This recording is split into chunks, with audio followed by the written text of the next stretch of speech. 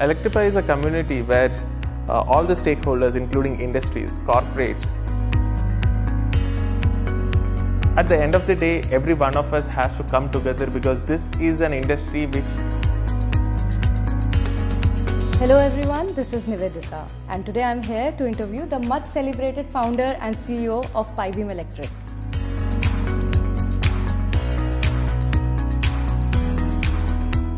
So the question here is what this discussion is exactly about.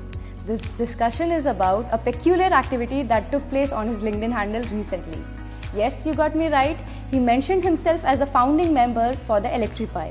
So let's hear it from the man himself. What exactly is the Electrify community? Electrify is a community where all the stakeholders, including industries, corporates, anyone who is looking at EV from the standpoint of learning more on this industry, or college students, anyone who wants to be part of this EV revolution. Right? So this is what we are trying to bring together, and we try to break all the barriers. Everyone is welcome to this community and everyone can make a difference in this large industry. So EV is a revolution that has started recently, but at the same time we have every one of us has a role to play. So that is what we are trying to aim from, building the community together and understanding how we can work together and accelerate EV adoption. As you mentioned, this initiative is more concerned towards the growth of EV and also to increase the awareness of the paradigm shift in the automotive industry, right? As the entrepreneurship ecosystem is majorly concerned with competitiveness, how did this idea of coming up with a community, especially Electrify community, strike you? So when we started Electrify, it was not about competition, it was more about inclusiveness. Right? So there are a lot of ecosystem players like manufacturers, there are people who are doing services. But at the end of the day, every one of us has to come together because this is an industry which we are starting a revolution, right? So you cannot be working alone and create an impact. To create an impact, all of us has to understand that competition is there at one side, but more than that, there is a larger cause. That is what we are trying to bring everyone together. We don't see anyone as a competitor here. Everyone is welcome. It's like an objective of Electrify is to bring everyone at the same place and then understand how an EV industry can be benefited rather than just looking at from the competition angle. So this is what my take on why I'm not looking at competition when I'm looking at Electrify as a community. So the idea stemmed from the same thought process where I thought, why are we pulling this industry in different directions when we can together take this industry faster to a faster growth, right? So that's the overall idea of forming a community rather than just building a EV company.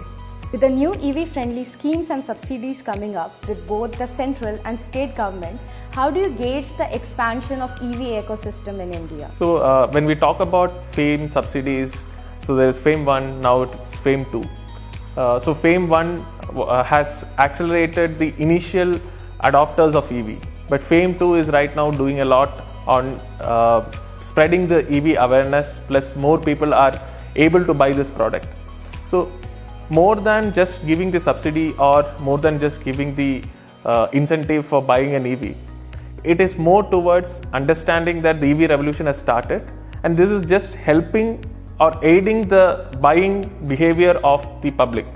So when I talk particularly about the FAME subsidies in our kind of vehicles, which is small format vehicles.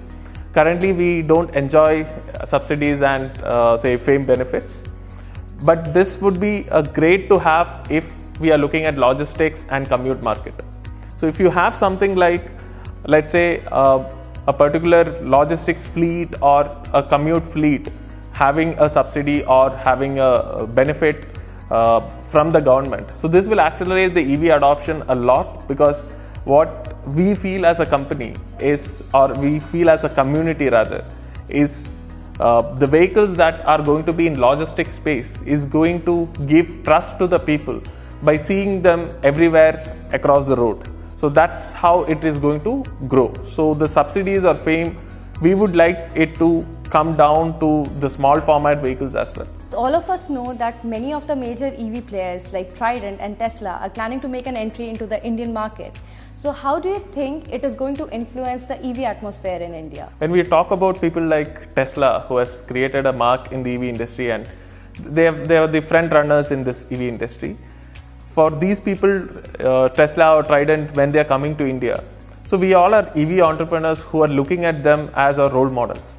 Right? So this will help us to up our game and understand how the quality of US or Europe can be brought to India, and still at an economic price we can build these products. So this is going to be a really interesting game when these people are in India. So it will basically create a quality product revolution in India, plus all startups gaining more momentum, because these are people who have raised huge funds, who have got good attention of the entire world, right? So this will help Indian startups to come to a global stage where we are getting compared, or we are getting compared with the competition of Tesla or say like products.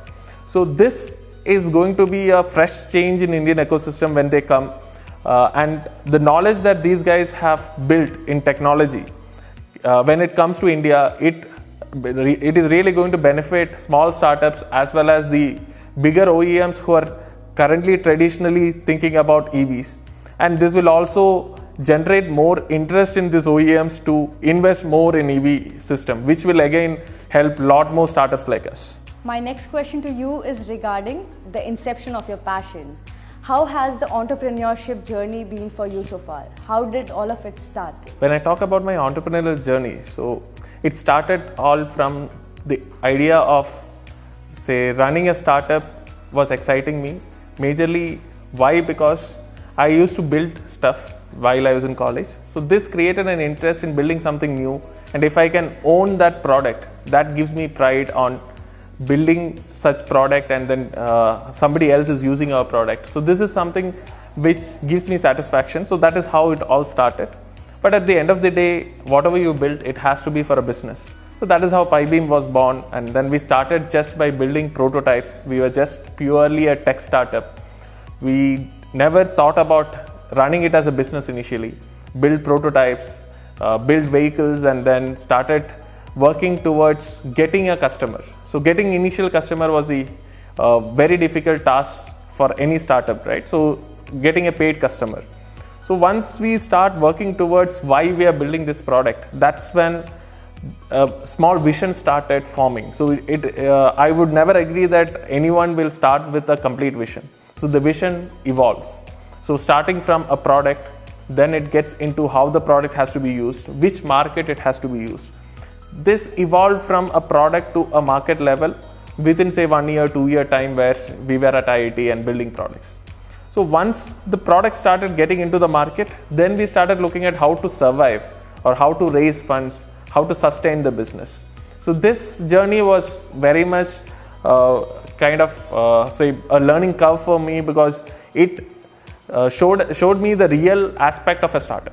Right? So it's not something always glamorous. You have failures. You will have days where you don't have money to, say, do the basic things that you need to do. So it's all summing up finally comes to whether you want to hang on for some more time, or you have to quit. If you're deciding to quit, on that day, you have to do that, because there is no way you can have that feeling in your mind and then still continue with a startup. So startup is something where you have to give more than 100%, and you can never think about you, because there are a lot of others who are dependent on you. So being a 1-member startup or 2-member startup, it is fine. But when the startup grows bigger, when more people start believing in your vision, it is very difficult for you to go back and say that I'm quitting. So this has been the learning curve that I had during the time I was trying to sustain the business. So when I was trying to do this, I learned a lot on how to raise the funds, how to bring it as a business, how to scale the business. So and the first thing that I would like to tell any entrepreneur who wants to start is, don't be afraid of pivoting. Right? So you will start with something, you'll end up with something else. This is common in many of the startup success stories. There are failures that you don't know.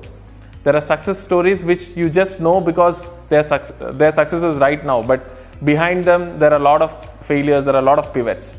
So to get an example from my journey, Pibeam started as a pure manufacturing company, started building products, started selling the products in the market, and we understood that okay, one product company will never survive. So we started looking at family of products.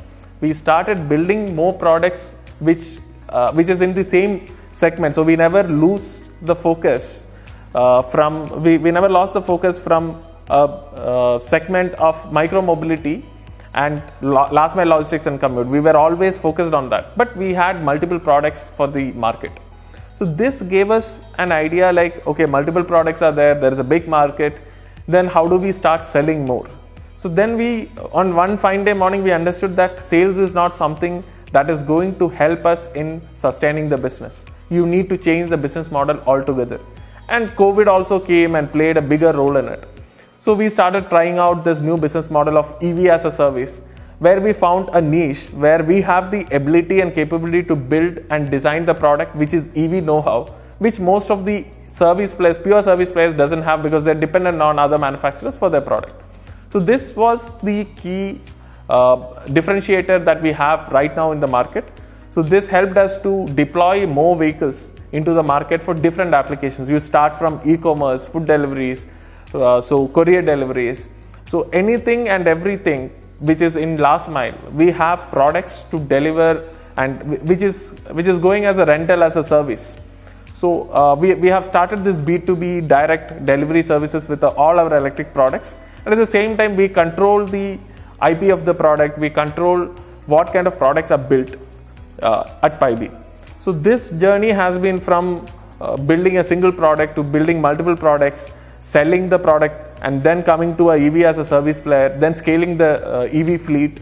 And now we are actually adding a software layer or tech layer on top of this, which will enable us to make this model completely asset light, and we can seamlessly deploy the number of vehicles that any company wants for their last mile operations. So this is going to be a game changer in the sense that we can deploy anywhere, in any location, any vehicles, and we are completely flexible to any applications in last mile logistics and commute. So we are open to more collaborations with larger brands. So currently we are associated with some of the bigger brands in e-commerce like Udaan, Amazon, Flipkart kind of people. As well as we have worked with people like say Fasus for food delivery. So we are working with Ninja Cart. So there are multiple different types of people or the customers we are working with. Still we have the definite solutions required for these people. So that is where Pibeam is differentiating in the market, and we believe that more products are being produced at Pibeam, which is going to create a revolution in the last mile logistics and commute market without so we work on two philosophies. So one is affordability and the second one is utility. If these two comes together, we have a product which is required for a last mile logistics and commute market. So this has been my journey till now, and I hope this continues further and we basically become one of the largest EV mobility company in the world. Any message from your side for all our viewers who might also be interested in being a part of our Electrify community? So one of my message to the viewers is, first thing is everything start with a trust. So please start trusting EVs, because EV is already there, and we as a community are trying to build that trust in you that EV is here and EV is here to stay. And at the same time be aware that there are technologies in EV which can take out any of the problems that you're facing, like range anxiety, or if you're feeling that EV is something which is low on performance. So there are a lot of technological advances that has happened in EV industry. So start using EVs and become a member of Electrify.